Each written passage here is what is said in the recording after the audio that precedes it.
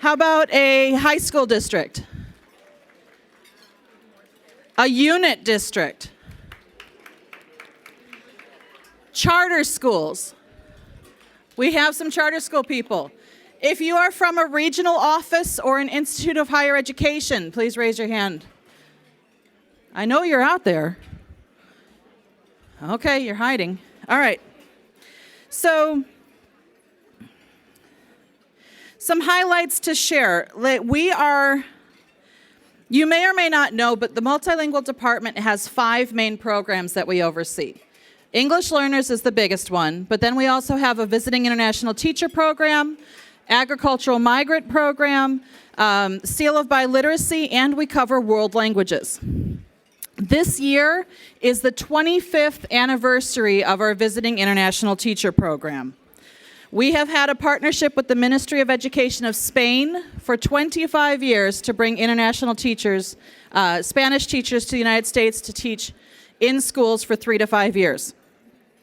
We now have partnerships with non-governmental organizations and other governments from Mexico to bring Mexican teachers, Morocco, and the Democratic Republic of Congo.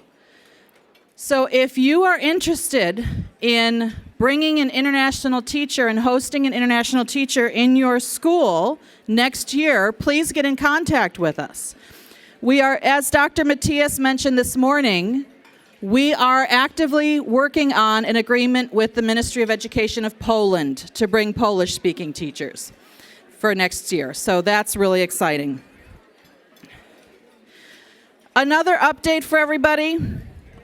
The Illinois Spanish Language Arts Standards are official. We now have Illinois Spanish Language Arts Standards. Related to that, the Board of Education Assessment Division applied for a grant to pilot and develop a Spanish language arts native language assessment for 9th and 10th grade that would be an optional test that could be used to help throughout the year. So this grant, it goes through 2026, and it would be to develop an assessment that high schools can use for their Spanish dominant English learners or possibly dual language students to determine level of Spanish language arts. It is a pilot, it is a research grant, it is not going to be mandated, and it's not tied to accountability. But this is actually very exciting for us. So we'll provide updates as we go through this process. Now, we wanted to also draw your attention to evidence-based funding. Within evidence-based funding, there is funding for English learners. And we have found that there are many district bilingual directors who are not aware that their district receives evidence-based funding specific for English learners. It can be used for instructional purposes, it can be used for materials, it can be used for pretty much anything you use Title III for. Please reach out to your district's business director to find out about evidence-based funding for English learners and get involved in the conversations about how those are spent. There are many districts that just put it 100% to teacher salaries, which does not give you the flexibility to buy materials and increase your programs. But there are also districts who have not spent their money for multiple years, and they're carrying over full year allocations every year. So please talk to your business director, find out about your ELEBF money. I also want to talk about bilingual service plans briefly. The bilingual service plan right now is not changing, but if you have not turned in your FY23 bilingual service plan, then when your FY24 consolidated district plan comes open, your consolidated district plan will not be approved. And your consolidated district plan is the plan needed to get any federal grants. So please get your bilingual service plans turned in. There also are grant periodic reports that most districts have to do if you receive a federal grant. There's a Title III grant periodic reports. Those are moving to be an annual, one time a year thing, but there's still a bonus report. So it used to be you had 4 quarter reports plus a 5th quarter report. Then we moved it down to twice a year, plus you had the bonus report. Because the federal year is different from the state year, and we've got to catch that overlap. So moving forward, you will have the one for the annual and then the bonus report for the little overlap into the next state fiscal year. So please make sure you get your grant periodic reports turned in. There are some updates to Part 228, which is the administrative rules for English learners that I just want to draw your attention to briefly. We have a new WIDA screener for kindergarten that has been written into rules that is approved to use starting now. You can use the new WIDA K screener to screen your kindergartners. But I also want you to know the model, the WIDA model, which you all have been using, is only good for the rest of this year. After this year, you cannot use the WIDA model anymore. So we built in an overlap for the kindergarten screening. We've officially adopted the WIDA 2020 standards. So please make sure that you're checking on that.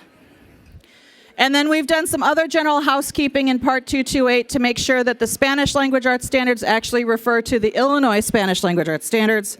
We removed some obsolete sections, and there's other grammatical changes. As a heads up, there are 8 districts who have already been notified that they are being monitored this year. So letters are going out. Please be aware that you might get monitored. We have taken feedback from districts who were monitored last year. We've made some tweaks to our process to make it more easy to understand and more comprehensive for everybody involved. Finally, I have a message about the situation with the students that are being bused from Texas and dropped off in Chicago. So I have a message from Dr. Ayala I'd like to read to everybody. As you may have seen in the news, Illinois continues to welcome groups of immigrant families who initially entered the country in Texas. For almost all of us, our own family's journeys in America started much the same way, seeking a better life in a new place. For many of these families, it means being homeless and living in a shelter, motel, hotel, abandoned building, car, or even on the street. Thankfully, our schools are welcoming places to all students, regardless of language spoken, family income, or immigration status. Additionally, the immigration status of the parent or student does not and must not impact the rights of the student to enroll in the school. The laws of Illinois and the United States guarantee that all students, including undocumented immigrant students, can access a free public education regardless of immigration status and equal access to the full range of programs and resources available to currently enrolled students in the district. Many impacted students will require English language services, and some may require special education services. Please help us ensure that students are appropriately screened as soon as possible for EL services in compliance with state and federal law. Please also engage these families in your community immediately to ensure that enrolled students are provided full access to all appropriate services. Thank you for all that you do. We look forward to supporting you, the school districts in your reach, and the families that you serve. Please enjoy the rest of your lunch. This has been the Multilingual Update, and I'm going to hand it over to Josie for an announcement.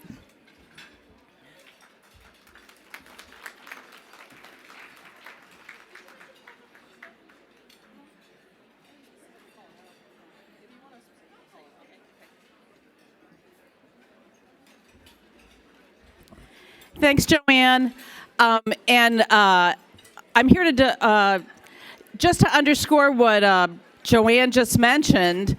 Of course, we need to also remind all school districts that we are still living under Plyler versus Doe, and that all students, regardless of their immigration status, are entitled to a free public education.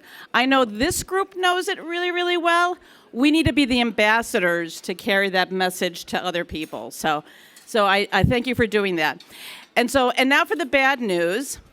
I know some of you had to park not here at the hotel premises, but at another parking lot.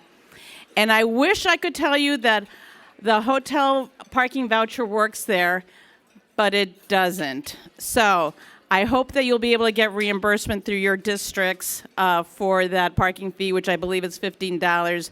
Our sincere apologies. It's because this has become a popular event here. So, but again, unfortunately, the hotel voucher won't work if you parked not here at the parking lot. Have a great rest of the lunch, and remember we have sessions after lunch as well. Thanks so much.